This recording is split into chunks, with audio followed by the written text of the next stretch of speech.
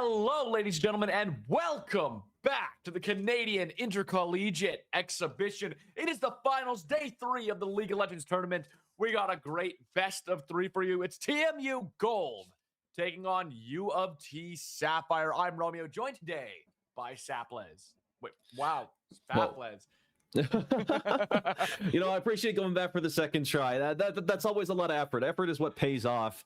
And, there's going to be a lot of effort here for both of these teams here tonight as they are fighting over the lion's share of a $400 prize pool. So plenty of stakes to play for. $250 going to first place, only $100. So you're getting less than half here if you land second place.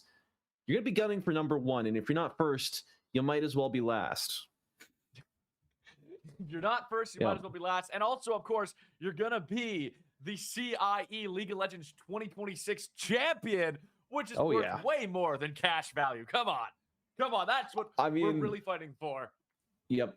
Also, Toronto champions, right? These are 2 Toronto homegrown teams, Toronto University versus University of Toronto. We're going to call them Toronto Metropolitan to make things a little bit easier, but we'll leave that to when we get into these teams. Romeo, how about we talk about our first one that's coming up? Yeah, let's go ahead and take a look at TMU Gold. Of course, their top laner expels, jungler, another ganker, Salt coming in for the mid lane, UofT at ADC, and Vravs at support. Getting chills there. I love Vravs as a name, and their brand, might I say, is very exquisite. But without further ado, let's introduce the University of Toronto Sapphire.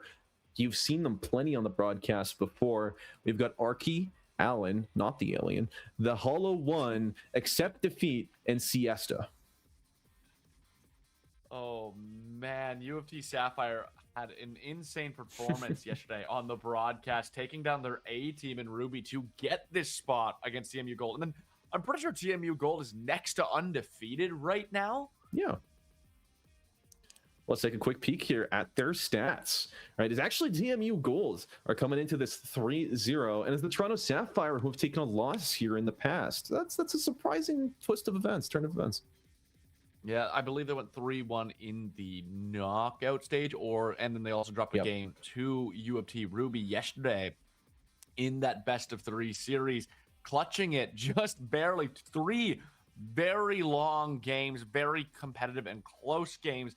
But one thing about UofT Sapphire that we've seen in the stream is they're very, very good at just playing as aggressive as possible, to a fault sometimes. TMU Gold, on the other hand, they have gone dominant performance after dominant performance. You're seeing a lot of the mains here, not a ton of intersection between these two teams. I think one of the biggest picks that we've seen across this league, though, are the Kaisa pick and the Aurora pick have often been coming in large for these teams. For TMU Gold and UofT Sapphire personally, though, we have that Kiana both in Salt and Allen's pocket.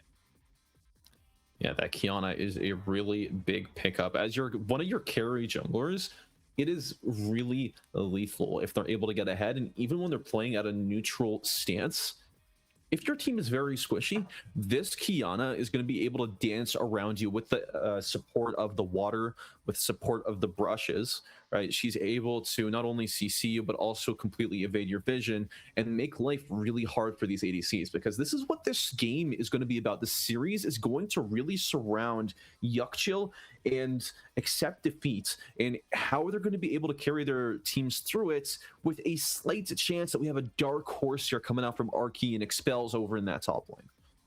Yeah, and let's face it, one of the most exciting things that we're going to see in this game 1 is who these people are going to pick up and the play styles that are going to evolve from that draft. The only way to do that is by going to the draft. So we're going to go ahead and get into it. The game 1 draft, a lot on the line. This is going to set the tempo for what this series is going to be. Of course, a big win can give you momentum. A big loss can completely ruin it. And each of these teams are going to be vying for any advantage they can in this drafting phase. It looks like we're already getting our first ban out of the way. Jace going to be the first ban from TMU.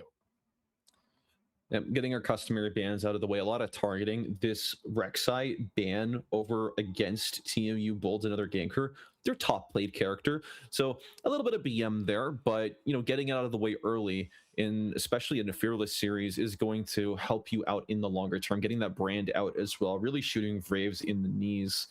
But what I want to look ahead to, right, is past these bans. We've seen so much prio towards this bot side. I would not be surprised if we saw, an R2 or an R1 R2, like Ashe Seraphine or a Karma Varus, right? We're going to see those really strong combinations that are meant to bully your lane, and then you're going to try and snowball on further from that. There's the Ashe that you were talking about. I also think I'd be interested to see a Kai'Sa pick up early. We know both these ADCs play Kai'Sa. We've seen Kai'Sa and Nico come out. We've seen Ezreal Nico come out on the UofT side. I believe Ashe Seraphine has been someone that's been pretty contested in this tournament as well. We've seen that combo run a couple of times across these matches. It looks like immediately we're stopping that Ashe Seraphine combo from coming out. UofT trying to take away that big support pick. The question is, what are they going to pair with it? Do you think it's going to be an Ezreal? Do you think what are you looking for with it? I think Seraphine still has a lot of value as an enchanter, and to pair it with some of the more enchanter reliant ADCs would give them a lot more leeway, potentially a Yunara or a Sivir, or I wouldn't expect Jinx, because Jinx really likes to have somebody who is able to peel off of her, like one of those tank supports. But having an enchanter on the field, even when it's not one of those big broken combos, is going to do you a lot of good. And what I'm also expecting to see here a lot is to get some jungle prio, right? Are we potentially going to see one of those junglers get picked up in the first 3? Actually, it's an Orianna. Orianna coming out. It's going to be an Ashe Karma, looking like it's going to be the thing that's facing them. I like the Orianna pick. It's a little interesting, though. I feel like when we look at the holo, it's not traditionally that Orianna pick. We did see it come out last night to some success. Yeah, but it feels like he tends to play those more aggressive mid laners. We're starting it off on a little bit of a softer note with that Orianna. Yeah. Last night, though, we've seen Bel'Veth come out. Bel'Veth came out with that Orianna, and we've seen a dominant performance coming on the back of Allen. Do you think we're pairing with another maybe carry jungler if we're going down Orianna Seraphine? Do you think we see it Xin or a Viego or something along those lines?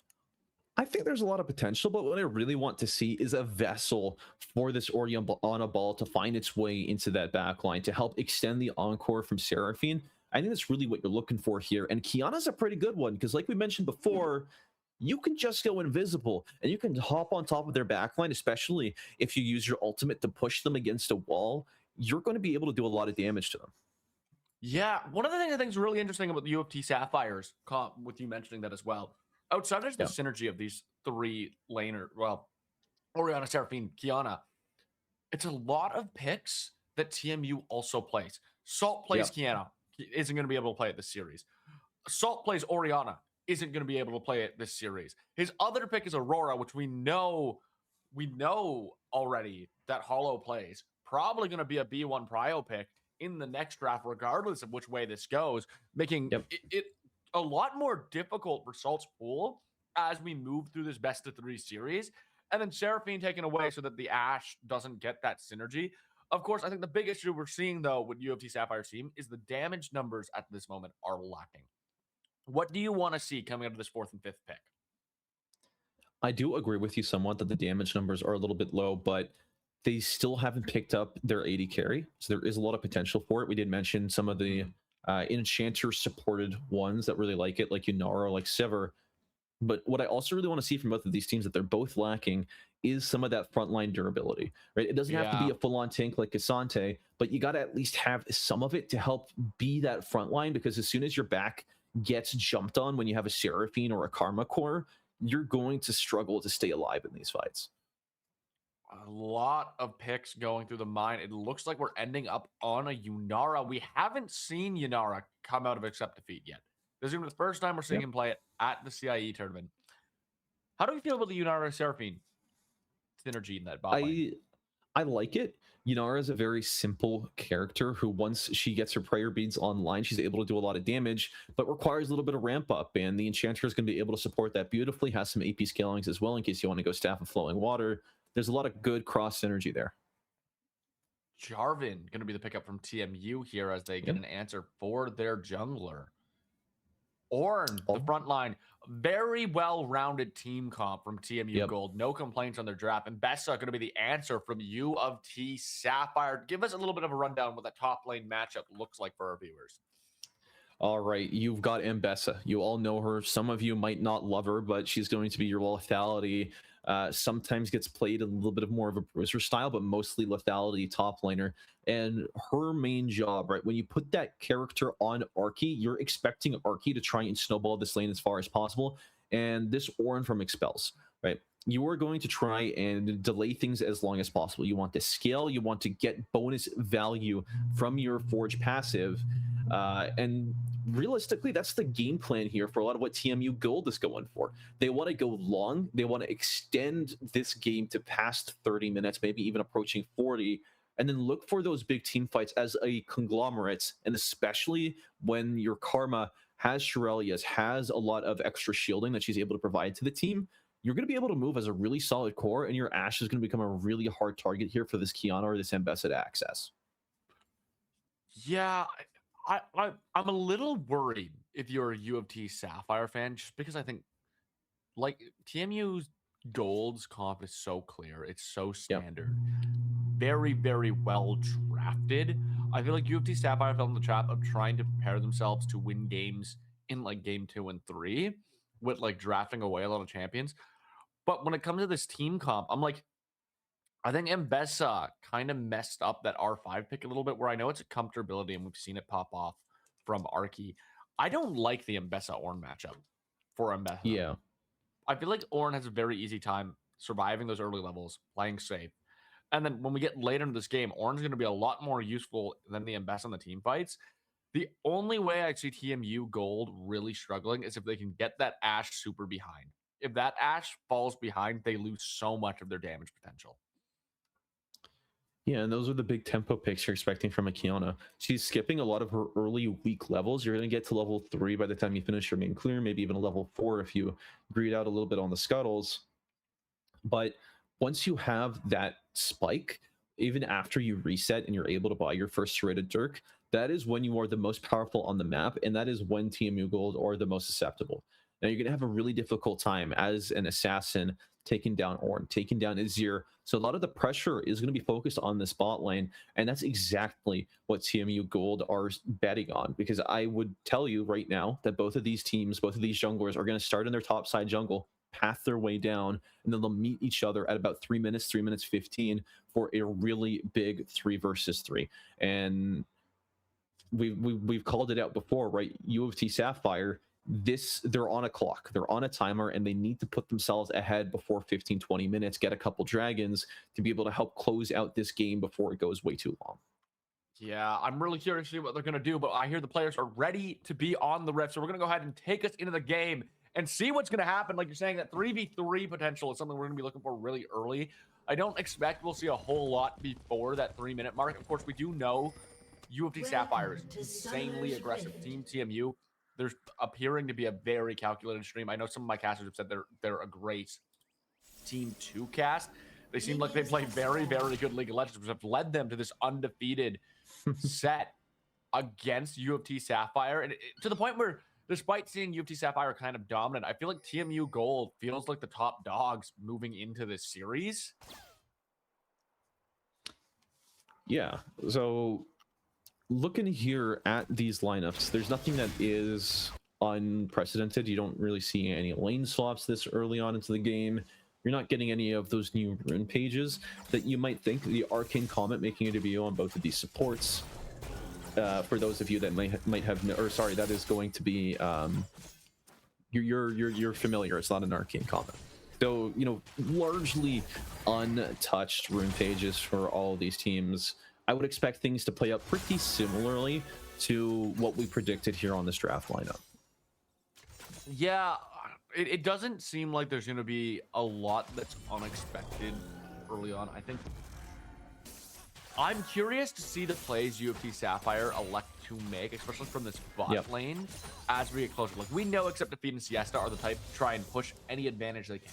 They like to do as much damage as possible in that lane phase to set up Alan to come in and really find a good angle of play.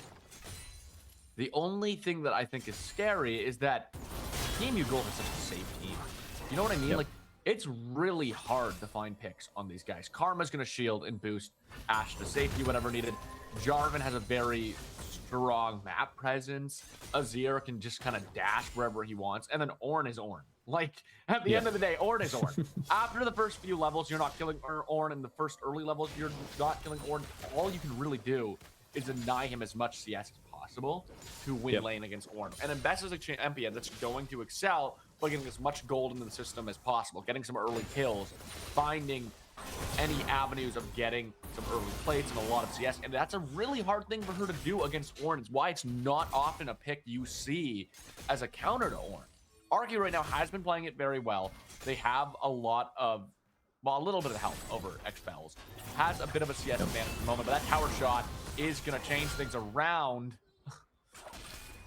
Ooh, I mean, super really aggressive play, but if I bring your attention over to the mid lane, we already have a gank happening on this Orianna, relieving a lot of pressure away, and it's going to be a flash for flash. What?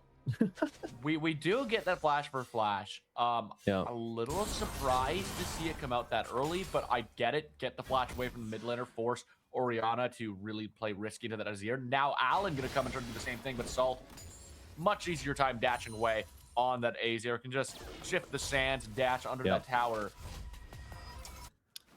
Now I will say, now I will say that the game plan is going pretty much as planned for both of these teams. You see this Orianna bullying Azir a lot through these early levels, and through that extra health advantage is able to prevent Salt from helping out on this bot lane scuttle. Right, you have Allen able to force this Jarvan away, get a lot of extra resources, and now has the enemy side jungle ported. Oh, lots of damage coming through. We're having that Rangers focus picking apart, except the Feet, who's trying to get on the runaway, is forced to flash. And now Siesta left by themselves. The high note is going to land the stun, but Karma going to follow it up with a root of her own. And now that's going to be first blood. Siesta not even burning the flash, thinking they could get away. Immediate first blood. It's going to be over to Karma, not Ash, but now they're going to try to get a follow-up kill on except the Feet. Except the Feet can be able to throw that slow back. And there's the flash forward from Yuckchill. Yuckchill going to go under the tower. 1-for-1 trade, as both Accept Defeat and Yuckchill going to pick up the kill. The kill looks pretty nice on paper, but as the AD carry, you're missing out on so much farm here. Your Karma has to try and shove, and yes, Accept Defeat is going to lose out on it as well, but Yuckchill, you're down 5 CS right now. You went 1-for-1. It's going to be a struggle for you coming back to this lane, right? And that sequence there, what I want to highlight is you should not be getting caught out like this if you are University of Toronto. Right? If you are UofT Sapphire, you cannot just let this Karma walk up, use her chain on you, and then run you down. It's one of the specialties that they do, and not respecting that spacing properly in order to like try and hit this tower is what's going to spell your downfall in this matchup. Call the Forge God to come out. There's going to be the public execution. It does land. Expels. And Arky trading ultimates. Not wait, there's the flash from Arky. An interesting flash that would just use Expels now on the back, but forced him to Arky's tower. But Arky doesn't have a lot of health. Is he going to move forward? There's a sweeping blade. Expels able to dash away both of them. No flash. There's going to be the bellowing breath. Can Expels finish the job? Arky on 1 HP. Expels probably an ability away from dying as well. Hiding in the bush, using bush control. Both of these men are one hit. Meanwhile, on the bot side, Yuckchill going to find Accept Defeat under his turret with the assist of Jarvan. No flash. These ADCs very easy to kill. And now, just like that, TMU is going to be in a sizable lead in that bot side. Yeah, it's a disaster for the Toronto Sapphire bot lane, as with this lane state pushing out against them, you are suffering a lot because you're going to lose one more wave. You're going to lose a second wave after that because this Yunara comes back to the lane, but your Seraphine is low health. You're not able to take this fight. You're not able to take this trade, and it's going to be a struggle here for them to try and keep up. And I also just want to do a little bit of a recap. It's what the heck happened in that top lane, right? You have the Ambessa, you have Arky fighting so hard, getting that Ornn as low as possible, and that is one of those big timers in the game where you're able to duel them on a one-on-one. Now, after Expels resets, they have they have a ton of extra armor in their inventory. They're going to be hard to breach, but Arky has a pickaxe. That 875 of just raw AD is going to buy you a lot, especially with Ambessa's innate passive that gives her some of that armor shred. It's going to help you extend your effective timer just a little bit further to try and find another solo kill. Yeah, it definitely gives you a little bit of the advantage coming from Arky, and Ornn playing very far up in that lane Can Arky use that pickaxe to their advantage? Of course, the public execution is coming up soon. Same with the Call of the Forge God. We're talking about itemization as well. Like, I feel like despite Ash's slight gold advantage, it hasn't been used yet. It might be a good angle. Oh, wait, there's the crystal arrow. Is going to find its way to the mid lane. Hollow, forced to get sent to the other side of the lane, is going to use the... Oh, tried to shockwave away, but it wasn't enough. That arrow going to give a free kill over to Salt. Allen going to try to make up for it. Can he change it to a 1-for-1? Flashes forward, does find the root. Salt slowed by the smite. There's going to be another ganker, but it's not going to be enough as Allen... Wait, the dash away. Allen not able to finish the job, and now he's stuck in the Cataclysm against another ganker. Nowhere to go. Jarvan able to turn it around, and now it's 5-1 for TMU. Man, Allen might as well be on Mars because that is a world away from the target you were trying to kill. Just getting stuck in that Jarvan cage has got to sting. And now we see TMU Gold leading 5-1 in a match they outscale in the first place. Going right on top of Expels. Goes for the Call of the Forge guard, but Arky going to try to bring a little bit back to UofT Sapphire, finding his first kill on that orange. Beautiful, beautiful play there. I actually don't know how the Forge God did not hit Mbessa there, dodging in behind it. It must have been frame perfect to dodge that, and that would have spelled a certain death, especially because of Ornn's passive getting that extra hits, right? But, you know, as we continue to pan around this map, TMU Gold have a really significant advantage here. They're continuing to bully out this bot lane. And yes, we did call some extra attention before to potentially a dark horse hero coming out of top. It's going to be difficult, especially when TMU Gold invested so much. Wait a minute, Al's going in there. There's going to be encore. Charm high note goes on top of Braves. Braves trying to make the run away. Are they going to be able to? There's the flash crystal arrow going to spell the end of that play. UofT Sapphire so close to the kill. Yet so far. Yeah, you need to pick up those kills. You're playing a Kiana. You're under that pressure. We see Yuckchill stepping up a little bit too far for his britches. There's going to be the barrier. High note going to miss, but except the feet staying on top. Braves also very low on HP. Forced to flash both flashes, both abilities. Now Allen waiting the wings, sitting in that bush. We see that tower dive ready to go. Can they do it successfully, or will this be a very rough play? TP going to come forward. Allen goes through. Double kill and dash away off the back of that supreme display of talent. Allen making the namesake of that ultimate clear to everyone watching.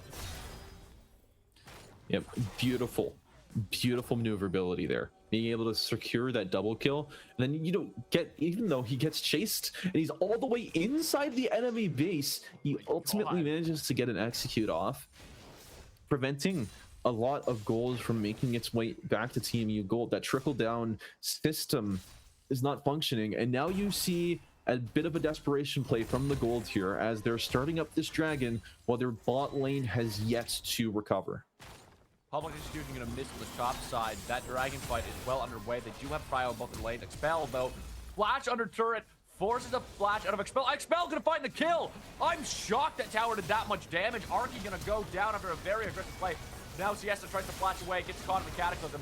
Enough damage going to be done. Siesta goes down. 2 more kills over to the back of TMU Gold, and just like that, they're going to find themselves in a gold advantage with 2 objectives. Step to feet, though, now on top of Raves. Crystal Arrow going to be used as a defensive measure. Salt sticking around to try to defend his teammates. Allen goes in. Braves survived, and now this root going to go through. Braves finds the kill on Allen. Everything's looking so close to being good for UofT Sapphire, and yet it's so far from actually giving them an advantage. Yep, it's a struggle to be in this position. You are looking for angles. You're getting these kills. You have opportunities, but it's always, I feel like the X factor here has definitely got to be a lot of what Braves is bringing to the table. There's going to be a flagging drag on top. Hollow forced to use shock, but can't get to his turret. But can he finish the job on another ganker? Another ganker, 1 hit away. The shutdown goes over to Orianna. Classic mid lane donation there. You know, you're chilling, you're clearing this wave, and oh no, a really big 500 gold minion just started walking at me and bearing its flag. I'm sure Hollow will gladly accept this donation. Now, we do see here, Arky has not let up their rampage a single moment. They're continuing to push this Ornn here under the tower, and they're still winning these trades. Big pointer here for this Mbessa is level 11. It was going to give her a massive burst of lifesteal of armor pen as well. It's going to help her with this dive because it looks like Alan is certain posture. Yeah, go onto that turret. The Supreme Display Talent going to go through before the Call of Forge God can. Yep. And Arky doesn't even need to use public execution. They find the kill. Arky right now going to be the unsung hero for a while of UofT Sapphire. He is really the goal difference. The bot side of the map is broke. The top side's looking quite good. Yeah, there's another ganker here flashing. We do see these kills. Both members of UofT Sapphire are rotating to another ganker right now. There's going to be a flag and drag in. Public execution going to miss. And now another ganker going to be able to go home scot-free, maybe? He might have to execute here. He is channeling the bush. He is going to get caught by Arky here. Arky flag and drags through, and that should be enough to get him out. Yeah, I think in another world, if Alan had maybe like 20, 50% more HP, he would have been able to sustain that offense and cut him off. But it's just not meant to be. Another ganker is going to get away with that scot-free. Looking at the current state of the game, we have some first item completions coming through. This Cold Heart on the Ornn is not going to do too much in this direct matchup, but it's going to help them a lot in the course of these team fights. What I also want to point out here is this Orianna is doing really well for herself in the lane, and she still just has an Archangel staff, so she's still relatively pretty weak, and it's only going to help snowball from there. So big attention is now coming out on if the Hollow is going to be able to perform in these team fights, as we have another one coming up in about a minute and a half. Yeah, a minute and a half away from that Inferno Drake. A very nice Drake to have, especially if you're UofT Sapphire. The bonus damage is kind of what you can have over TMU, who's a team that just they do a lot of damage, which is a lot of damage over time. We're not seeing a lot of burst. They're just winning these extended fights. If you can stop them from being extended, that's huge for you. However, Arky continuing to dash forward on Expels, doesn't have the flash, isn't going to be able to flash in the first game on the bot side. Encore goes out, but it's too late for Siesta, who is going to go down to another Jarvan gank. Yeah, the Ashe Karma lane in itself is not doing too hot. You're seeing how much they're being traded into. You see how low they get during their exchanges, but it's that support, it's that helping hand from another ganker is able to help keep them in this. And we see, even though Alan is roaming around here like a hungry shark, you can't get on top of a Jarvan and an Ashe when they're put together like this. It's near impossible. Now, as we continue to set up here for this Infernal Drake, you see just how aggressively the Toronto Sapphire are playing. They're not looking to give up any space, and we see Alan was looking for maybe a tower dive, Supreme Display of talent, but it's not going to be enough as another ganker catches him in a bit of a weird spot for Alan to be. Yeah. Saul's going to be able to kill Hollow now. Now you can see under the individual gold, even though the game looks even, it is really just Arky with all their gold. A tower dive under his turret as well. Expel's doing so much. The shield's going to go through, though. There's Arky finding a kill on Expels. Expels doing the same thing Arky did and dies under turret, continuing the gold difference to be pretty well just on Arky. You're getting a little bit too greedy there. If you're going 100 to 0 dying under this tower, right? You're Ornn, right? You're Ornn, you're trying to get powerful, you're trying to scale up, and going for a play like that, no matter how low she is, she has an Eclipse in that back pocket, she's gonna be able to survive. Now we see TMU Golds are now maneuvering to help secure this Infernal Drake. They have that strong early position, and with Alan looking to cross map this, trying to get the Rift Herald instead, you're setting yourself up in an okay position, right? Having two Drakes going the way of TMU is their best case scenario, because they're helping ensure that they scale super strong into this late game even harder, thanks to the benefit of this Chemtech Drake.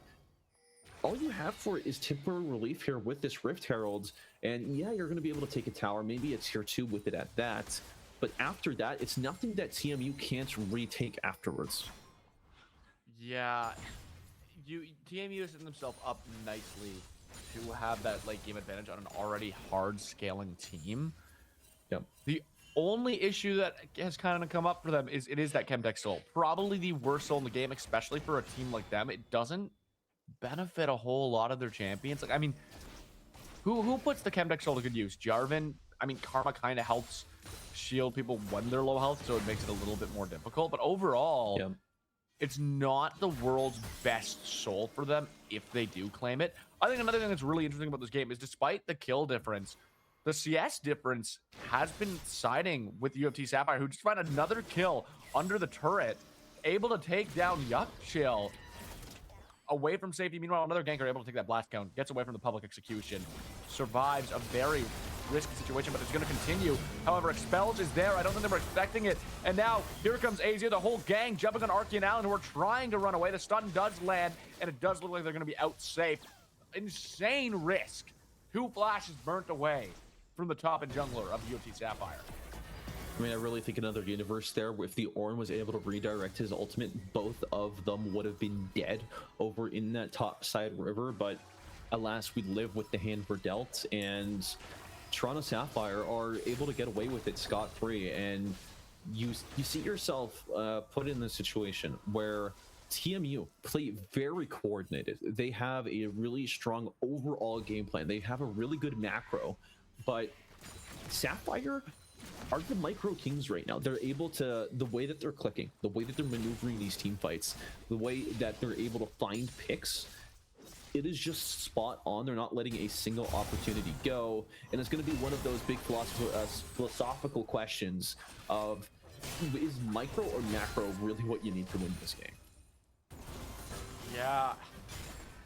And look, at the end of the day, the league's always been that big mix of both, but we are seeing just how strong some of the micros are coming out to like allow people to outmaneuver fights that like you usually wouldn't see won. But at the same time, the macro strength of TMU right now is really putting them in a good position for this late game. Oh my god, Crystal Arrow is gonna land. Siesta, not a lot of places to go as another ganker comes in. Make sure to accept defeat first, followed by the support. It's another 2 kills off the back of Jarvan being in the right place at the right time. The plink, really casual job there from the Ashe. Doesn't have to really try too hard. Now we see Hollow gets engaged on by the Jarvan solo. Yeah, nowhere for Hollow to go either. And just a lot of deaths coming across the map for UofT Sapphire in this moment. Yeah. Probably not what we're seeing UofT Sapphire used to. Oftentimes, UofT Sapphire are the group who are able to just kind of move in, find a lot of early advantages, and really just push the tempo in super aggressive ways. But TMU seems prepared. We see a lot of just either defensive plays on the overcommitting or another ganker just being everywhere he needs to be to stop the aggressive plays from coming out. Yeah, honestly, this is just clean, honest League of Legends, right? You're playing for your big macro game, and you're doing respectful plays. We see the Allen though. Allen tries for the Emperor's Divide, gonna keep him under that Azir turret. Just doing a ton of damage to them at this point. Dragon up in 50 seconds. If TMU Gold gets it, they're gonna be on Soul Point. And Soul Point is gonna be a very deadly place for UofT Sapphire to have to fight against. We do see though, gold-wise, it's pretty well even across the board. It is 38.1 to 38.4. They've kept a very even split on it. TP coming out right now from Azir as they try to take that T1 turret. The Herald's going to be placed, try to use it as both a distraction for this mid lane and to give them that dragon prio that they need. Allen, though, might be caught here. The Crystal Arrow from across the map is going to land. And an insane arrow from Ashe is going to result in the death of their jungler. Now Invested trying to run away, but it's smited. Forced to get out of that Rift Herald. There's going to be a shockwave trying to keep them alive. It's not going to do enough as Spell's able to live. The volley slow gets Hollow down as well. And just like that, the gold swing goes in TMU's favor. They're going to get a free dragon as well. Ouch. I really don't know what to say to that, man. You really overextend yourself for that mid lane turret. Yes, it would have been really nice to have it gone, get yourself that extra real estate, but you cannot be sending in your jungler in a suicide run to get it. And you even see there, the Sapphire are just trying to overcommit again to defend their tier 2 tower. Sometimes you just gotta let it go, guys. You gotta play with the hand you're dealt, and this refusal to loosen the grip is going to hurt you a lot more than if it just happened anyways. Yeah, and now the gold advantage starting to show. 4,000 gold, 3 dragons. They have grubs. They have the same amount of towers now. Supreme Display a tower and lands on another ganker, but he still has that flash up. The blast cone from the Chemtech map is going to allow him to just get safely to Salt. Not going to be able to find that shutdown. There's a lot of shutdowns on the board for UofT Sapphire. If they can claim them their way back in the game, but it's a very hard ask with how TMU continues to group up. Yeah, you see the way the TMU are playing, it really counters a lot of what Sapphire are trying to go for. Their team comp excels at isolating targets, at being able to pick them off. Oh, public execution gonna miss as a dash forward. There's gonna be a crystal arrow to try to turn the fight. Allen gets stunned, is no longer in the stun, but it doesn't matter when Assault just deletes health bars like they're nothing. Call the Forge gonna go through, doesn't even have time to use it before Mbessa falls, and now Baron is gonna be the prize of TMU gold. Is there any way back in this for UofT Sapphire, I really don't know at this point. We were calling it out before. The gold was pretty even despite TMU golds starting to pull ahead in kills, starting to pull ahead in terms of objectives. But at this point, you're down 5,000 gold. You are down 3 dragons. And now a Baron just found its way into TMU gold's hands. They're going to start raising really significant parts of your base. I would not be surprised at all if we saw 1 to 2 inhibitors fall during this Baron play and convert further, right? We have the Sapphire putting themselves in a position where they are trying here to defend, and they're playing that cross map with Hollow. But if Hollow is not present at these team fights, you don't stand a chance at winning them. Yeah, and the worst thing is if they get those 2 inhib, that dragon is going to be next to free to play, and the map pressure is going to be so strong. We do see them pushing. It's 4 people defending. Orianna on a split push right now, trying to draw attention away from that Baron use. They are able to pull 2 away. Azir and Ornn going to be going to that bot side turret, forcing that Baron to be kind of halted for a little bit of time. They have to survive a little longer without losing any inhibitors, but they're still in a very dire position. Yeah, and if you have the Baron buff, right, it lasts for a significant amount of time. You're going to be able to reset, spend up all that gold you just got, because mind you, they haven't reset since their big 4K team fight for nothing. Another back out on the map, and you're pushing in that middle lane. You're pushing through bot lane, and you're really giving Sapphire really big conundrums here at what they choose to defend. We see Sapphire bunching up here in this bottom side brush, looking to see if they can find an angle. Oh, and there's going to be the engage. Crystal Arrow goes through. Good night to Siesta. Good night to Allen, except the feet on the run, but the Call of the Forge God going to make sure that Hollow gets locked down. Arky trying to be the sacrificial lamb, goes down with his 2 teammates. Now Hollow, can he get away? That's the only question we're asking. Can he survive to live another day? He's not able to. Now it's just Yunara left to defend a falling, crumbling base on an 8K gold gap. There's almost no chance that Yunara survives this next push coming in. For sure, 2 inhibs are going to fall. The question is TMU going to play it safe, or are they going to look to end? Diving on top of Accept Defeat, the smite going to go through the slow lands. Accept Defeat running to their fountain, and they can't quite there. Dying on the steps as Seraphine spawns, and that should spell everything you need to know from this game 1. Yuckchill walking forward, taking that turret. The TP going to go through on that minion to keep it alive, keep that extra bonus tower damage going. First Nexus turret going to fall. Second Nexus turret getting close to the way there. Still a huge wave, and now it's just them and the Nexus. There's going to be a public execution forward. They do find Salt, trying to keep the game alive. Braves running to the other to the Nexus, and that's going to be it as TMU Gold take game 1 against a crumbling UofT Sapphire. Yeah, wow. The situation we find ourselves in, right? TMU Gold, calm, control, collected. They were able to win out on those team fights, and they just let Sapphire play into their hands. They had a lot going for them at certain stages of the game, right? You have Arky, who is becoming a really significant problem over the top lane, but the problem with Mbessa is you don't have a lot of that scaling prowess. You can't go into that later game, and your primary carry there towards the end there, the Yunara, just keeps getting caught out in these fights, in these skirmishes that they shouldn't be. And I'm going to be honest with you, that kill from TMU Gold onto the Yunara as she was running back to her base when she was standing next to the Inhib Tower, she never should have been there. And that directly contributes to their ability to end that game. I think if you're playing a little bit more safe, Accept Defeat's going to be able to come back with the rest of his team and hold things down. But at this point, it's just a symptom of a larger problem. And I think the other thing is, we kind of called it out in draft. Yunara is not something we've seen come out of Accept Defeat yet. And it just, the Seraphine Yunara combo in that bot lane didn't feel comfortable. I know people are going to see Allen, we'll go ahead and take a look at the stats, but you'll see someone like Allen who had like a really bad KDA ratio this game on their main. And I don't mean to like put the blame on the bot lane, but at the end of the day, Allen's focusing bot lane on champions a 55% win rate on in Masters. And he's with two people that these champions don't show up in the like top 3, top 5 history. Now, there was just not a lot of comfort there. It really felt like we locked in like some of our champions to stop TMU Gold from doing what they're good at doing, but we didn't give ourselves an opportunity to do what we do well. I'm really hoping in this game too, we're seeing UofT Sapphire lock in picks that we know UofT Sapphire to pick. I want those strong mid laners. I want Allen to be rotating around the map on a jungler that can really assist his team. I want to see a Kai'Sa or an Ezreal come out and accept defeat, which we've seen him play to absolute perfection.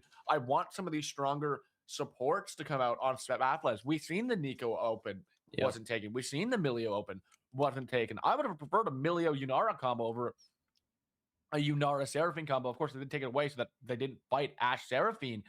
But I would have rather seen them go against an Ashe Seraphine and do what they're good at doing than lock that away. That said, this draft too, they have a lot more options in their pool than some of the members of TMU Gold do. Yeah, the removal of just so many generic strong characters, the Orianna, the Seraphine, is going to have really strong implications. But may I remind you, we're fighting in a best of 3. This isn't a BO5.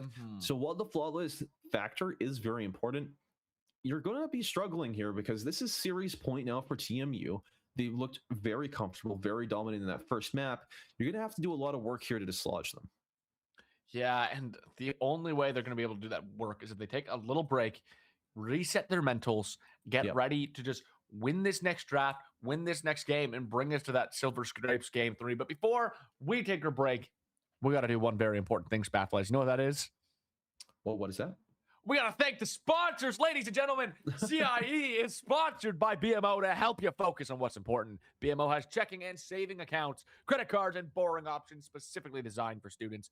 Open a BMO student account and get up to $950 in value, including a $175 cash prize with BMO's current student offers. Visit bmo.com/students for details.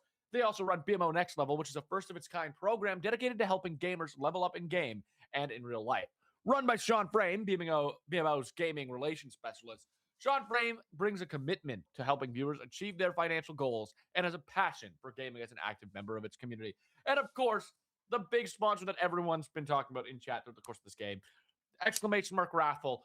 UofT has supplied us with 6 gaming mice that help make you better at what you do. Type exclamation raffle in the chat below the stream, and you have a chance to win one of 6 gaming mice supplied by UofT. The raffle is going to be happening on May 9th at the end of the Canadian Intercollegiate Exhibition. You can code like a maniac, design like a guru, and game like an assassin. Take pride in your setup and look good while you achieve it all. Discover your inspiration, defy definition, be UofT. Yep. I'm definitely going to be one of 6 at least. I don't know about UofT, but you've been catching me through these streams red-handed. I've been putting an exclamation mark raffle every time. I don't know if he gives me more votes or whatever, but I want one of those mice. Dude, it would be so nice to have a UofT, like a pretty gaming mice to replace like your old Logitech mouse or something like that. Go in, load up your next league match, go on a 10-game winning streak, go on a 15-game winning streak. Who knows? Maybe that mouse will carry you all the way to CIE next year. But we're going to throw it to a short break, and we'll see you guys at the next draft. Don't go anywhere. I just spit all over.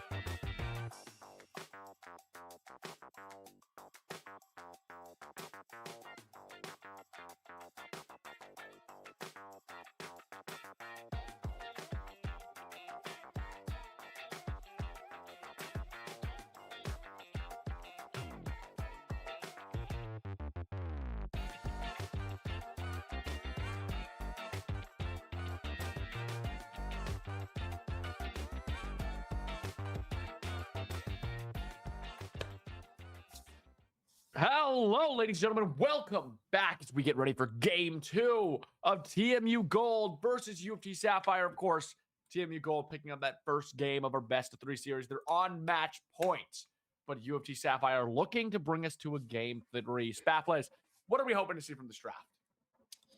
I mean, I'm going to be honest with you.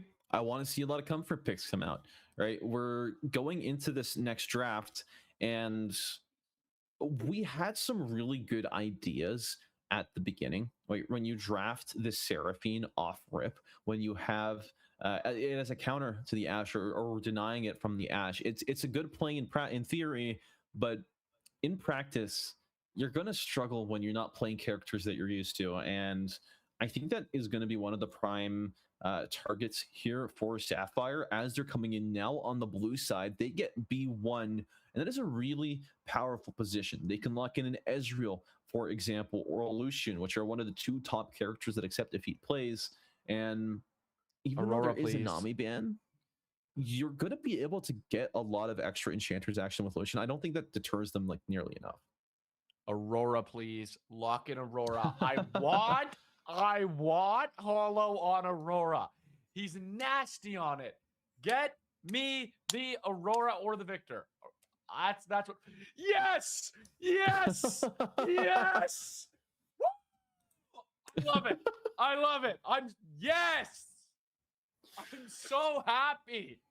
There we go. We get UofT Sapphire 1. I'm convinced. I'm caster cursing it right now. I'm really happy about that pick. He's been cracked all series on it. You need a comfort pick to go to game 3. It's this one. Brilliant. Brilliant B1. Because like now I don't know what Salt plays. It's nothing we can see. His Aurora taken away, his Orianna taken away, his Kayana taken away. He's looking at the Zoe pick. Is Zoe good into Aurora? I don't see Zoe much. I don't think that meta-wise, at least, Zoe is particularly good, period. But in their hands, I think that TMU Gold have earned enough trust, at least from me personally, to go into this. Like, hear me out. What if we do Zoe, and then we combo it with somebody that's really explosive, like a Nefiri, who's able to follow up and get those confirms? It is a little untraditional, I'll give you that, but there is some merit in doing the unthinkable, especially when Sapphire, it always looked like they were a step behind, at least in terms of the larger game plan. Yeah. I already don't like TMU's comp in terms, like, I can see what they're, I'm a huge Shyvana player, but not in comp. Yep. Not in comp, not when we're on the stage. I mean, of course, the rework, they're like a very strong farming jungler, but we're really trusting our team to be safe, and that's not what we've seen ever from Sapphire. Oh, yeah. I really hope that gets swapped, especially when you're against a Nefiri Zoe who can roam around the map so well. You're just going to leave your team to their devices. Thank God. Okay, great. So far, loving UofT Sapphire's draft. We need a little bit more AD answers. Yep. Okay, I can see this going well. See, now UofT Sapphire feel like they're drafting the really strong draft, and TMU is doing weird stuff. Yeah, you nailed it right on the head. Sapphire have locked in a really strong engaged trio. You're laying a little bit hard into the AP, but you have the rest of your draft to make up for it. You still haven't picked your ADC. That's a-okay with me. You get the Spaffles thumbs up of approval. But when you go to the other side, when you look at what TMU are drafting, it is going to start to fall apart a little bit when you have this Wukong who's diving in deep. You really have to try and salvage this potentially here with an engage. It's going to be Emilio. I think we're getting a little bit of conflicted signals here. You have a Fury who wants to dive in, pounce on them. You have the Zoe who wants to send out those bubbles, who acts a little bit more as a poke mage. And then Emilio in the middle of all that, yeah, he gives you a little bit more range. But when you're not locking your AD carry yet, you're leaving a lot of room for it to start getting banned out. TMU Gold have made a little bit of a awkward play, I feel like. It's also like, okay, so Milio's really good for like countering the Pop Blossom. I'll give him that.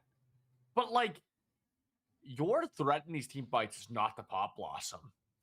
You have a Cyclone, you have a knockup that's going to run through you, even if you get rid of that. At that point, you see the Pop Blossom, you see that. They're going to try to chain CC you. So the moment that Pop Blossom gets hit, you're going to get out of it and immediately go into a Cyclone. So is that worth it? Is it worth locking in a support who does that, which is against kind of what your team comp is looking? Maybe they're just going to destroy lane phase and it won't matter. We do see a lot of these ADCs gone. Ezreal is the most contested pick up from these guys is Arsenal. I think Echo pairs with the Nico very well. With the Milio, they can play super safe with it. Curious to see what TMU Gold elects to do here. Lucian, maybe? Smolder going to come out. Their comp doesn't feel like it synergizes all that well. Yeah. I think that Smolder is one of those really strong scaling characters. You combo it with Emilio. All right, you got a little bit of staying power, but in the face of what Sapphire have drafted, they've picked up that Ezreal who's able to support them from range or help assist in these dives. And then you've got a Cassante who is going to be really strong. A Renekton. Oh, I prefer the Cassante here. I'm not going to lie. Yeah. I know we're doing Renekton because it's the better blind. I much prefer Cassante here. I think Cassante here really rounds out your team comp and is still a solid blind. I do think we're going to see the Renekton because most people prefer that Renekton pick blind.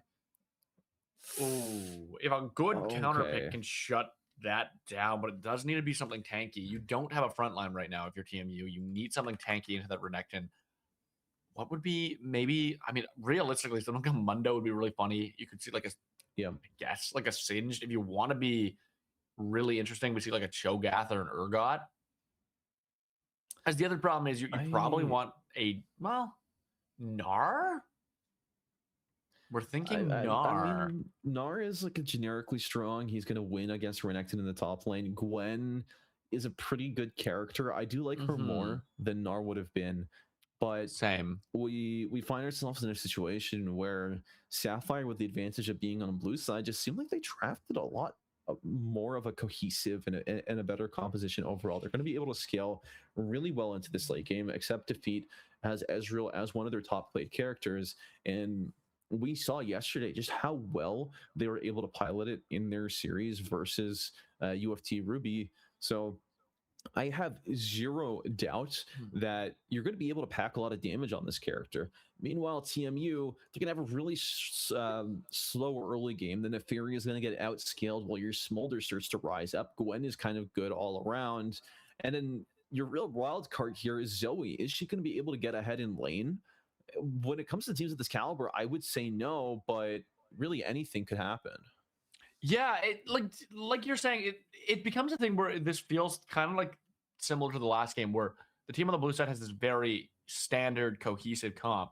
TMU has a team that, like, I want to say need to get ahead lane, but they do scale well. Like Smolder, Gwen are going to get stronger on that 2-3 item once those stacks are good. Zoe gets stronger over the course of the game, but can do a lot in lane. And then Neferi is like a mid-game assassin. It's just, I'm trying to imagine how a team fight goes with these teams. And unless it's like a fiesta, I don't foresee team fights going super well for TMU. They have good side lane pressure. Like someone like Gwen is going to be able to sit there if they get ahead in lane and just run down the side lanes and hopefully draw out fights. But I don't really know where their team identity lies other than we get strong in the later game. So let's just push this and then hopefully we do enough damage that having a comp doesn't matter as much. They really have no front line at all. Yeah. It's one of the big things. Like even Gwen, like I get an AP bruiser, but like Gwen is not a good AP bruiser in terms of let me front line for my team. It's a good in terms of I can't get hit, let me dive in. But it very much feels like, okay, if we're going to ever take a team fight, we need to pick first. And we need to get a pick into what? An Ezreal who can just arcane shift, to an Aurora who can hop between worlds, into a Renekton who can dash away. Like the only people you can kind of get a pick on is the Nico, I guess. But the Nico will probably never be alone if they're playing it right. Yeah, I do think there's a lot more of that automatic. Did my thing die? I'm not able to see anything anymore. I think we can still be heard, and we're about to be hopping into game.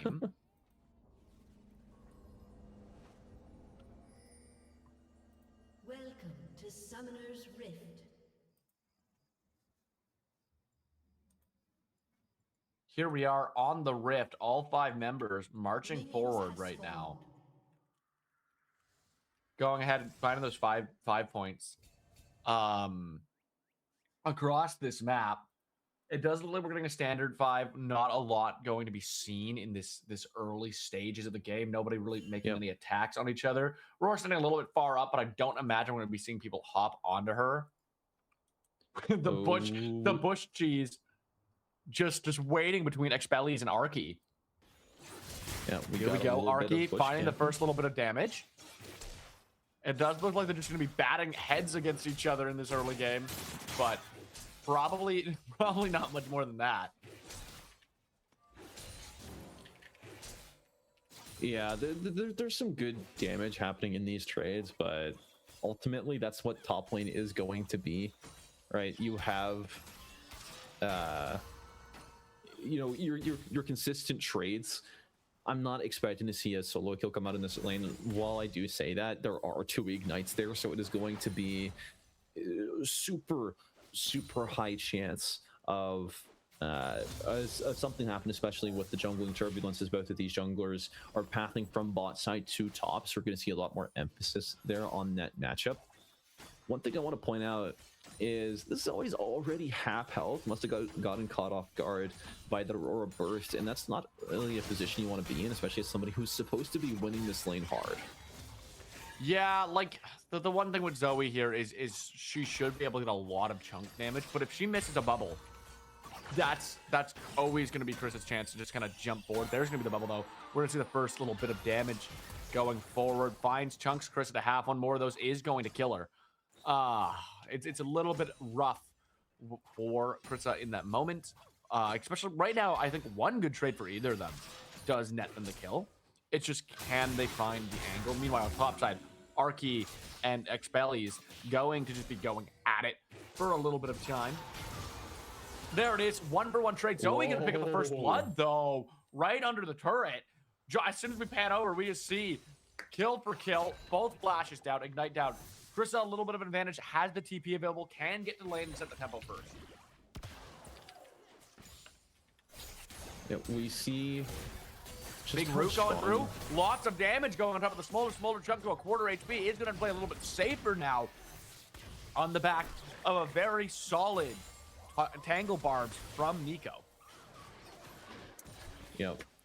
Those early trades, that early damage that you get onto a smolder, able to push him away from this wave, levels 1 through 3 are his weakest, and especially until you're able to get to 20 smoldering flame stacks, you're only going to have single target stacking. It's going to be the slowest stage, and to delay that out as much as possible, force an early back, that is exactly what you're looking for if you're Toronto Sapphire. We have Ganker preparing themselves for a potential gank right after their namesake. He's going through. Is going to find Accept Defeat alone in lane. If Accept Defeat steps up, he's dead. However, Allen has it scouted. Allen walking over. There's going to be Accept Defeat going forward. There's the dash. Siesta was a minion the whole time. Is here for the fight. completely ruins any chance of another ganker finding a kill. Meanwhile, on the top side, Arky goes for a tower dive. It's going to be a 1-for-1 trade. Arky and Expellies both burning that ignite. Yep. Big trade happening. We see Siesta, Tangle Bars. Oh, that could have been a kill if Braves didn't step forward. The heal going to go forward. They're continuing to commit to this fight. A bit of a dangerous fight to be in. The barrier going to be used. Braves, one shot from death. There it is, as Ezreal able to use that Essence Flux to finish the job on Milio and find his first kill of the lane. It's a bloodbath across these 3 lanes right now. Yeah, that's Smolder. Able to use the flash, able to use the summoners to preserve his life. Oh, there's going to be the ultimate forming for Zoe. Had that portal jump available, this lane just got a lot easier for Salt. Yeah, getting a little bit of a hard reset with that one-on-one was just the advantage that they needed right now that they come back to the lane. This is a lot more of what I expected. The Aurora to be about 20% HP, Salt being a lot closer to full. I want to zoom out a little bit. Look at just how far back you're being set. This Renekton is engaging really deep, and he most importantly did not use his ultimate in that trade. So we are looking at a potential one-shot angle, especially with the pickaxe in tow. He has a lot of damage, but he's ultimately going to surrender this wave. Never mind. Maybe not. Maybe tempting. Dominus available. Arky and Alan both in the area. Alan going to be spotted on that ward. They're assuming another ganker is there, but Alan right now is still backing on a ward. Another ganker coming out of the bush. Spots Alan. The fight rages on. Expellies and Arky at similar HP. Both ultimates still available. Snip, and Dominus up. Meanwhile, Wukong and Fury not there yet. There is a large chunk coming out of the Snip. Needlework could spell disaster for Arky, but he's still going to be coming into this fight. Another ganker forced to run away. He's chunked to a quarter HP. Going to be forced to back here most likely. Alan going back to the warded bush is allergic to scanning it as Arky flashes forward. Dominus use. Stun goes forward. Good night to another ganker. Now Krissa here to help continue the fight is going to be the one rotating. Needlework forced to be used from Expellies as they bait that Nefiri into his first death of the match. Yep, not looking content with this just yet. We see Arky walking. Oh, tower dive. Arky gonna go forward. There's Alan. Dives in with that Nimbus strike and is able to find the kill on Gwen. It's a kill under tower. Lots of minions gonna be lost. On top of that, no TP to get back to lane. Yeah, it's a disaster here in the top lane for TMU Gold. And it's just repeating itself. What is different, though, is looking at the situation here in mid, looking at bot, right? They find themselves in a situation where they're falling behind. And yes, it is by design. This Smolder is not going to be good for a very long stage of the game. You need to start playing like it. And they're really not putting enough respect on what Sapphire are able to accomplish here with this team. This Nico is particularly lethal. And you know, now that the Dragon has been up for 2 minutes now as a Hextech Drake, it's very valuable to both of these teams. I would not be surprised at all to see them start to make these rotates over. You have the junglers finishing up their bot side clears, and everyone with their fresh resets is going to be hungry looking for this next fight. Yeah, the fight right now feels like it benefits Sapphire. They do have this earlier game team compared to TMU. TMU does have that scaling advantage. It's interesting to see TMU still taking a lot of these fights early on. I think they expected to be able to push that level 1 of 3 advantage like they were earlier, but really the only one their team capable of doing that is Zoe and Nefiri. And at this moment, Zoe and Nefiri kind of behind. Well, I guess Zoe's ahead, and they're like, oh my god! Wow! Gwen able to find that shutdown in the blink of an eye with that fully stacked snip, and Needlework able to take down Arky, and I don't even think Arky was expecting it there. Yeah, huge bump of damage there. Dominus was not even popped. So another point in the big surprise theory. But you can see here just how close Yuckchill is dancing to death. You have the Arcane Barrage come through, and the follow-up is present, but you know, Smolder is able to, as always, find that disengage, find that survivability in the last moments. And you know, when you find yourself down 15 CS at this point, Oh, a beautiful bubble with a tower shot gonna do it. It's a 1-for-1 trade once again, and Saltburn Flash, kind of a net positive for Krissa. Yeah, and it is, because especially with the amount of CS that Salt is going to miss off of that, and no, both of these mid laners don't have TP available to them, you're going to have this wave that is naturally frozen on her side. Now, you see the Grubs making their way over to Sapphire, another big change here from the previous matchup, as that's going to give them so much more of that side lane pressure. We saw before how Hollow 1 was, looking for those side plays, and now Krissa taking up their mantle, taking up that place, is going to be able to do a lot of damage here. The Aurora, being an AP scaler, has a lot of damage already on these towers. Dragon going to be taken on the opposite of the map by TMU. On top of that, though, right now what we're seeing in the Aurora Zoe lane, Zoe at first item, Aurora took boots, has those Sork shoes, but gonna be down in this current matchup they are in that mid lane until they can break out and go back and get their first item. Zoe has a bit of a significant advantage on Aurora. Aurora's only advantage here is going to be able to dodge skill shots. However, Salt is going to be the one rotating onto accept defeat in Siesta, who it looks like they've been pinged out. Drowsy on the clone. Great clone from Siesta is able to get them under the turret safely, making that roam useless for Zoe. However, Yuckchill taking some advantage, getting a little bit of damage, trying to keep himself safe in that lane. We see this hover coming out from Siesta, hovering their own lane. You have Allen way far in the back. You're looking for another potential angle here on that bot side, but with no objectives, no prizes to claim for it, you're putting a lot of stock here into continuing to try and snowball the smolder away. When you're in a situation like this, Sapphire really want to continue to try and curb a lot of TMU's scaling. Overpowering that side of the map is going to help them a lot, yes, but you really cannot neglect the same situation that's happening over on that top lane. That Gwen went bed. Oh, a huge portal, and you're seeing how much damage is being done immediately with that Luden's Echo onto Krissa. One bubble, one shot from that Battle Scar, and it's the entire health bar right now of Krissa. Krissa needs to be dodging those bubbles at this point, or they don't get to be in lane. Yeah, you're coming in, you have a short vacation, and then you're right on the way back home. The pressure here is continuing to build, right? TMU need to try to make plays happen with the advantages that they've built up for themselves.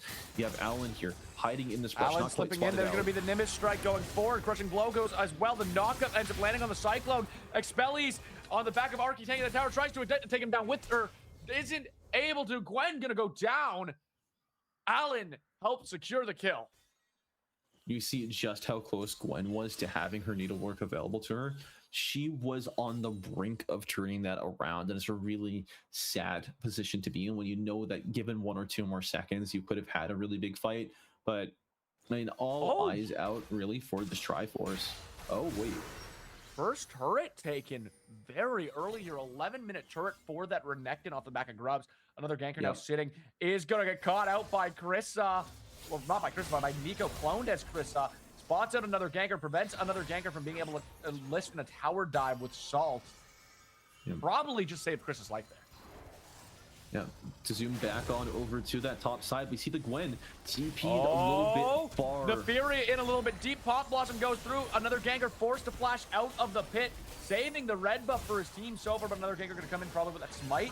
Is he going to be able to claim it? It's 2 HP. Isn't, but between worlds, doesn't matter if you got the red buff. Krissa is here to save the day, and they find the Fury. Salt trying to rotate over, has that exhaust available, puts a sleep onto Siesta. Good night, Siesta. Siesta just vanished from the mat in the blink of an eye. Meanwhile, Krissa trying to find another 2-hole hex onto Yuckchill. Finds it. Can they get out alive? Salt's gonna miss the paddle star. Takes out the wave. Krissa trying to dash. The bubble not gonna be available. Tries to portal jump, but now a real Arky is here. This isn't the clone. Trying to get on top of Salt. Can he find the stun? Is dashing forward, but Salt's gonna be able to just flash over the wall. Burns the flash. Is able to beat out here on the back of destroying that top T1 turret. So much happening on this bot side. Zoe's maneuverability is insane, especially when you have all those flashes lit around the fight.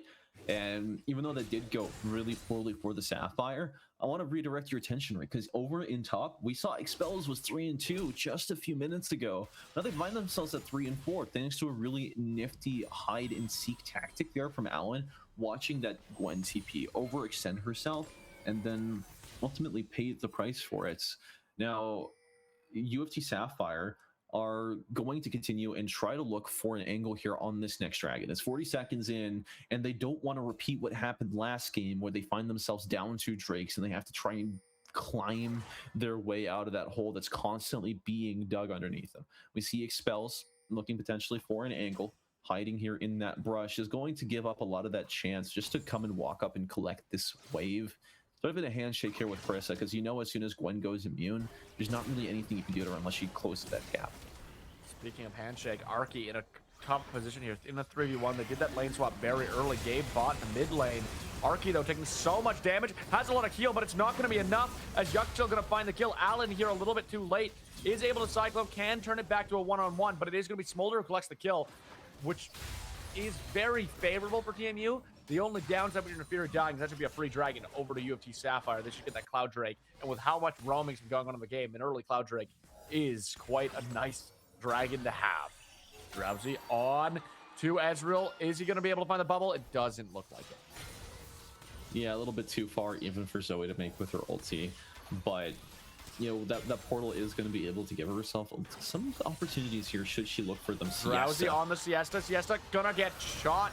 Chunk to half. The Ignite goes through. Tries to pop Blossom. Can't even get it off in time. Saul able to claim another victim to some bubble trouble. Yeah, but while that kill was happening over in the middle lane, we see the Infernal Drake find its way into, or sorry, the Cloud Drake find its way into Sapphire's back pocket, leading our way to an Infernal Soul. And both of these teams are going to enjoy stacking those Infernal Drakes so very much. That extra AD, that extra AP, and a lot of the hybrid characters that exist here that like both of them, you're going to have an explosive game. These team fights are going to be over in the matter of seconds. Yeah, we see a lot of people can benefit from these Inferno Dragons. Do you imagine Dragons are going to be on everyone's radar moving forward in this match? Speaking of being on the radar, Arky in a very rough position, doesn't know another ganker's there. Another ganker revealing himself in the bush. Needlework, of course, available as well. But Dominus annihilates another ganker, turns a 2-for-1 into a 1-for-1 situation. Arky able to get a kill. Insane deletion of that Neferi. Just procs the Dominus and you watch that Eclipse do its work. Yeah, just the raw damage, the raw everything happens. The Voltaic Cyclo Sword doing a lot of work for the Neferi in those trades, even though she does end up falling due to the lack of sustain. Yeah, percent max HP is helping out a lot. Allen at the top side. Expellies didn't think it was Allen. They seen the clone in the mid lane and probably thought this was a Nico just coming to cover. Comes in, Cyclone, and the damage of Wukong is always one of those champions that I feel like laners underestimate so much. If you're sitting in a Cyclone, he is just going to be doing rapid AD damage. Yeah, you see these random picks finding their way over to Sapphire's side, but in return, TMU are still continuing to do a very good job at farming. You have a 33 CS lead for the Zoe over this Aurora. That is very significant, and it's going to provide you with your next item spike a heck of a lot faster than the score in total might suggest, right? We do see Sapphire are doing a really good job this game of staying on top of their objectives, but now that they've claimed this Rift Herald, they're looking to Siesta gonna run forward. There's the Pop Blossom, is able to land it onto Yuckchill, but immediately Neferi going to go to the Hound's Pursuit is able to kill Siesta immediately. However, Krista on top of Yuckchill, going to try and find an angle. However, it's not looking very, very good for them. They're connected in that top lane, going to be fighting a 4v3, and just like that, the play is turned dead, and they're the ones in the risky position. Salt trying to make a run for it. Cyclone not available. Arky in the top side finds Expellies, is able to claim another kill, and now they're going to be able to push that solo lane advantage. Allen trying to take his red buff. Another ganker going to come forward, realizes how much damage Allen does. Allen at 2 items right now is not someone you want to mess with. It's a 4-0 Wukong, and now he's going to be the one on the chase. Zoe or Milio trying to back away. Same with another ganker. A lot of chasing leading to a lot of nothing. Yeah, and let me remind you, right, University of Toronto Sapphire, the only objectives they have are in this top lane, and they've almost secured that tier 2 tower, which is a really strong, healthy gold injection over to Arky. Wow. The trouble bubble comes in, the flash. Is it going to go through? The auto does it. The auto doing enough damage to take down Arky. Yeah, I mean, she's got Lichbane. I guess this was part of the plan all along. You know, put it in as part of your combo, fit that auto anyways, and it's going to help you take it down. And it's already proving its worth. Now, one of those big... narrowly avoiding that bubble. That would have been death for accept defeat if it hit. That was a terrifying moment for that ADC. Yep, a little bit of a progress report here on this Smolder. Sitting at 152 CS, only 13 behind this Ezreal. You really want to put this character further behind, because as soon as he hits 225 stacks, which is usually about the time he gets to about 200 CS, he is going to be an unstoppable force. Having those Elder Executes, having a lot of that extra utility built into his kit, also with a slow and an additional burn. Yeah, you're really starting to see this dragon unfold into a new form. Yeah, Chill doing a lot of damage to the clone right now. I'd be curious to see how many stacks that Smolder is at right now, because we have to start getting close to that mark, to that execute mark. Probably not that far off. Rift Herald going to be popped here. Taking that mid T1 turret. Oh, is it actually going to stay up? It stays up. I take that back. Except if he's going to need to do another auto attack, which means not going to be able to get as much lane pressure as you want. Bubble going to land, but the shot does not. Siesta, though, taking a ton of damage. There's Nefiri trying to go forward. Maybe the Hound's Pursuit going to be used here. Looks like Siesta going to be able to walk out as Krissa gets to the lane. Arky here as well has caught dominance, is chasing down Salt. Between Worlds going to be used. Drowsy on top of that Krissa, but it doesn't matter. Allen able to be there and make sure that Zoe isn't going to kill any more friends. Allen, though, flashes away, survives the needlework. He's on the run. He's a man on a mission going right back to his tower. And now Expellies and another Ganker caught on the wrong side of the map. Expellies going to be able to find their exit. Same with another Ganker. Another Ganker maybe looking at Allen under that turret. He seems like he's eyeing. Nah, he's going to walk away. But that dragon looks like he's going to be in the loving arms of TMU Gold. Lots of power, right, from TMU Gold. You think that Sapphire are ahead. You observe them in the position that they're at. And TMU Gold just finding ways to prove to you, no. 211 stacks on this Smolder, just 14 away from those Elder Executes. You're fully skilled, you're fully operational and online, and with that new build that you have, native to this patch, you have Deathfire Grasp as well as your Black Cleaver. One Q is going to be able to fully stack it, and with its AoE properties, you're going to have a lot of shred onto your opponents who already are pretty squishy. So this Smolder, Hound's Pursuit onto Krissa. There's going to be the Between Worlds, gets him under turret, finds a tower drop. But Krissa not able to do a whole lot of work right now. Yeah, narrow escape. There's going to be a Drowsy. Barely misses. Salt going to be able to find a stun again. Another bubble going to come forward, looking for a paddle star, but Allen going to be here saying, hey, nope, you ain't touching my top laner. Hops on top of Salt, but the sleep is going to go through. Salt taking a lot of damage off him, except defeat it, and then finds his way into Arky, who's just able to blade the throat of Zoe, sending her back to the gray screen, takes her off the Rift. It's now a 5v4 angle on this Rift with Baron spawn. Yeah, that's relieving a lot of pressure that is placed on top of them. You see the KDAs on TMU Gold, and there's nothing sexy about them. You see the position that they found themselves in. But getting these kills, getting these random fights, and being able to secure these is so Arky coming through, maybe a tower dive coming. Allen there as well. The stun goes on an Expels. Cyclone knocks up Braves, but now Allen way too deep, and it's a lot of throwing coming from TMU Sapphire. They want to push the tempo before the scales come out, but it was just not a very well organized play, and now 3 members going to die in the gold cap, going to disappear. Wow, I've just wow, the ability to get those kills, right? We see Sapphire overextending themselves, and now TMU Gold lay their sights toward this Baron. Not too much that Sapphire going to be able to do to prevent it.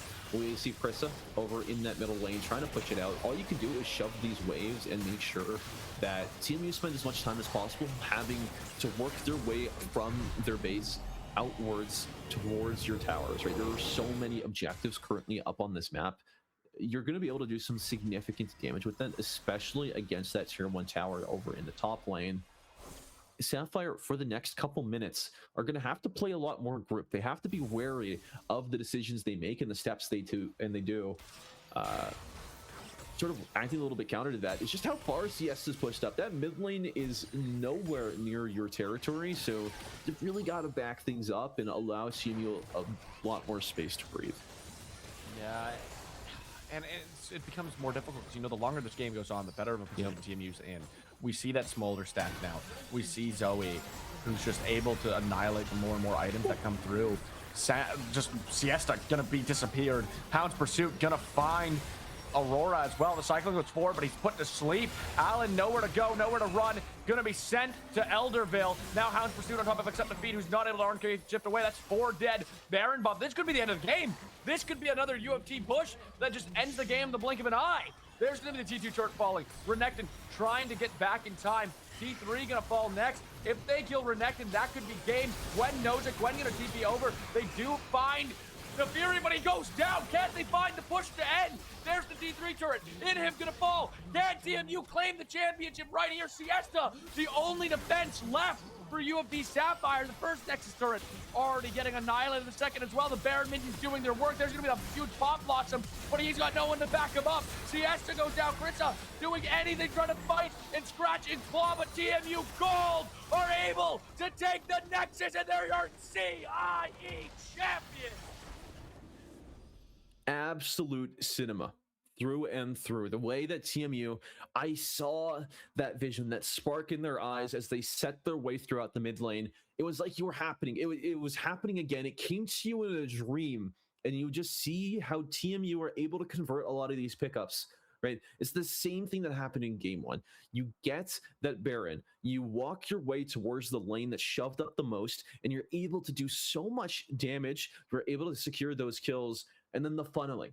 As always, UofT, at least in that position, they took a fight that they thought was pretty far out, they thought was going to be safe for them to do, but at that stage of the game, it just simply wasn't. And then you put your Renekton, you put your Nico in a really difficult situation where if they don't step up, if they're not able to get anything in return, it's imminent death. So you see that Hail Mary play there coming out of Arky. You see Siesta trying to use the Pop Blossom, but it's too little too late as, you know, TMU, they have it in the bag.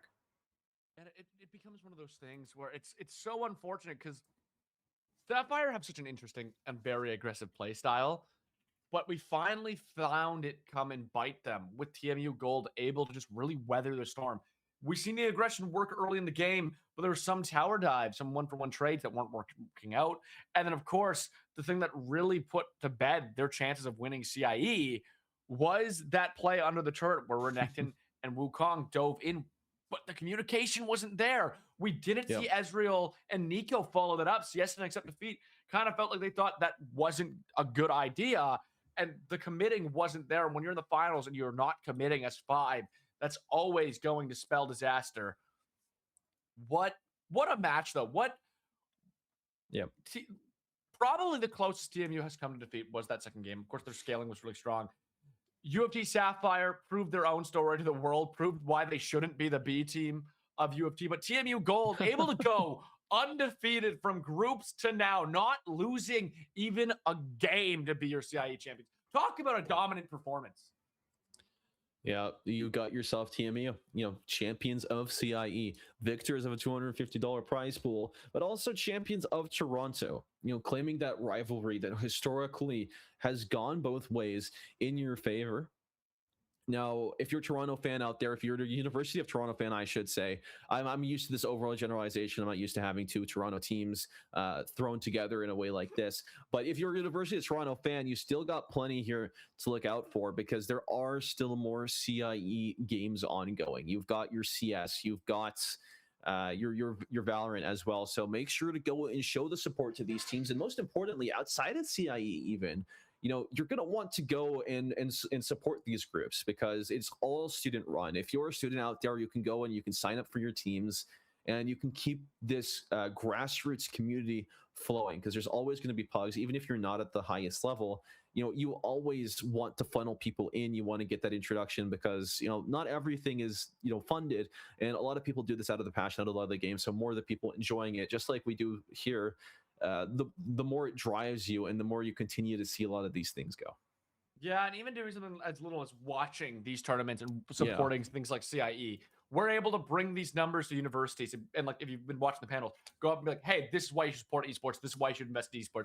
A lot of teams, even teams like TMU and UofT, they don't get a lot of support from their universities when it comes to esports. So events like this and tuning in and supporting is how we can get more funding in the esports community and make North America a stronger esports landscape for a lot of the up-and-coming players, especially here in Canada, where there's not a lot of support for esports and it's still kind of laughed at by some people. So thank you guys for being here. Of course, it's also important to thank our sponsors and stick around because we might be getting an interview from our champions. So just stick around, give it a little bit longer, hear out the ad read, and then we'll let you know if there is going to be an interview. Do you want to take it away, Spaffles? Yeah, sure. You know what? Why don't you start us off with BMO and then I'll be the 1 of 1 or 1 of 0, sorry. You've caught me. You've caught me without the script in my hand. Okay, we're pulling it up. All right, BMO. Ladies and gentlemen, thanks to the BMO Bank. To help you focus on what's important, BMO has checking and savings accounts, credit cards, and borrowing options specifically designed for students. Open a BMO student account and get up to $950 in value, including $175 cash with BMO student offers. Visit bmo.com/students for details. They also have BMO Next Level. It's a first-of-its-kind program dedicated to helping gamers level up in-game and in real life. Run by Sean Frame. I'm getting really used to Sean's name at this point. BMO's gaming relations specialist. Shout out to Sean Frame. Sean, shout out to Sean Frame, brings a commitment to helping viewers achieve their financial goals and has a passion for gaming as an active member of the gaming community. You type !BMO in chat for more details. And then, of course, there's the one that I've been seeing Spaffles do it. Jack, go ahead, Spaffles. Tell us why you keep typing in !raffle. All right. Well, if you type out !raffle, you have the potential to win 1 of 6 gaming mice that were supplied to CIE by 1 of 0 that can help make you better at what you do. Not scientifically proven, but having a nice new mouse does help lift those spirits. And if anything, mood does have a lot of effect on how you game. So you can go ahead, make sure to type !raffle in CIE_GGS main channel chat for a chance to win 1 of those 6 mice. Code like a maniac, design like a guru, in game like a moderately well-fed assassin. Take pride in your setup and look good while you achieve it all. Discover your inspiration, defy definition, be 1 of 0. So if you want to learn more about this sponsor, you can type !1 of 0 over in the chat. All right, you heard the man. Type 1 of 0 in the chat. We are going to send it really quickly to, actually, I'm going to ask you a question, then we're going to send it to a short break. And when we get back from the break, we are going to have an interview with TMU Gold, the champions of the CIE League of Legends tournament, a dominant performance. If you want to learn how to be like them, we're going to go ahead and interview them shortly. But who's your MVP and who's your dark horse, Spaffles, of this series? I don't know. I gotta give a lot of respect onto Salt's name, the kind of characters that they were playing, and with the substitution coming out, how we saw that Aurora that was being piloted by Pricey. It was so good. It was so nice. It was beautiful, right? But I gotta give the MVP over to Yuckchill. I know it's a very generic choice, right? You have your DPS carry, you have your ADC, but to have them be this solid rock and to have them continue to perform throughout all this, I think that proves to me that they deserve to be MVP, because no matter what happened in the early game, they were a dominant force throughout most of these fights. And whether it was, you know, on that Smolder who had a ton of time to scale, or whether it was on the Ashe who from the beginning was constantly fighting and constantly battering their head against a wall, they were an omnipresent force. And I want to give the dark horse, the second most valuable, if you will, over to Arky. Just seeing the amount of damage they were able to do. We looked up the stats in the break, and Orin has a 55% win rate against Mbess. So that might not seem like too much, but when the game is balanced around being, you know, 50 to 52% win rate on average, it's a really big swing. And to be able to come out swinging on that Mbessa and then to continue bringing that force forward in the second game, I think that is also very commendable. I also think it's worth shouting out another ganker. Another ganker was always in the right place at the right time. Like, as a jungler, I was literally watching his performance in awe, thinking, man, how can I do this in my own games? Like, it's worth watching the VOD review back to see what another ganker does. There's a reason that guy is in Grandmaster. It's just always being there for the play. always making stuff happen on the other side of the map, finding those well trades, and like especially in the first game, he put his bot lane so far Yeah. ahead off the back of some really, really solid ganks. But we're gonna go ahead and throw it to a short break, and we'll be back to interview your CIE champions. Don't go anywhere.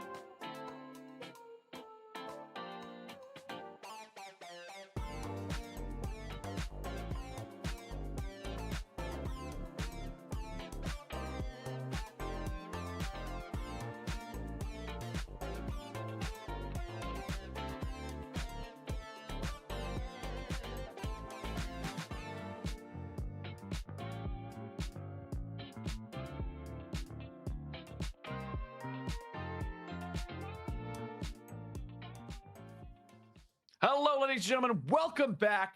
It's Romeo with Sapphire still, and you were just talking about how you thought Yuck Chills was one of the MVPs of TMU Gold, and we have him here for a quick interview, a quick celebration now that TMU Gold has won the grand finals in your Canadian Intercollegiate Exhibition League of Legends champions. Talk about a mouthful. How are you doing, Yuck Chill?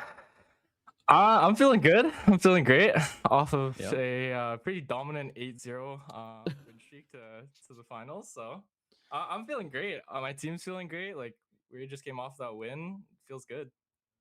How was how can you walk us through some of those early like the two drafts that we just walked through going into those games? How were the comms and that? What was making you guys ready for UofT Sapphire? What did your like preparation look like going into this grand finals? So we've played a few times against them in previous like different tournaments. Like we played against them in like CLOL, so we kind of knew some of their players. Like for say like Hollow, we knew to like just get rid of his Jace because I think we've played against it a few times. We've played against Arky, and you know we wanted to prioritize like just getting our jungler, like another ganker, just like in a comfortable position. Because I think if you've seen through some of our other games, like if he's in like a comfortable position with Salt, they can just run the game through. But yeah, honestly, that's really our position to be in. Like we just really want another ganker to just have like a really good position throughout the game.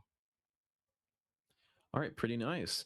And then I have a little bit more of a question that's targeted towards you. So during game one, when you were playing that Ash Karma bot lane, how did that feel being in a spot where you guys just kept trading for each other? Like, yeah, you were winning some fights, but then the CS, it felt like a really constant push and pull between you two. So I think I made one mistake there when I shouldn't have fought as much because in theory, like we should just win. Like Seraphine Yunara as a combo does not really like win against Karma Ash, especially since we have Karma, which is such like a priority pick when we have like such a big skirmisher mid jungle. Like we shouldn't really ever fight there. There is like a few mistakes with that I did. But other than that, like our whole goal of it, and sometimes I like forget to remind myself, is literally just sit there and like just go even, just go scale. Like especially with like this patch or like this current season, like Ash does like quite a lot of damage, and you can actually like stat check Inara on her, which is like low-key crazy. And if you go Hex Optics and they're like, crit. But yeah, I think it was my bad dying a few times, but mishaps happen. Hey, it happens. It is what It's it is. league. Playing a perfect game is next to impossible. Were there any moments, any big moments within the matches where you were like at all nervous or like wondering how to get back into the game? Like, what's the thought process, especially in like that game 2 where you guys found yourself up to like 4,000 gold behind at certain points? Were there any moments where you're like, obviously trying to scale back in, but were there any moments where you're like, okay, we really need to get something together here or make a big play or anything along those lines in your comms?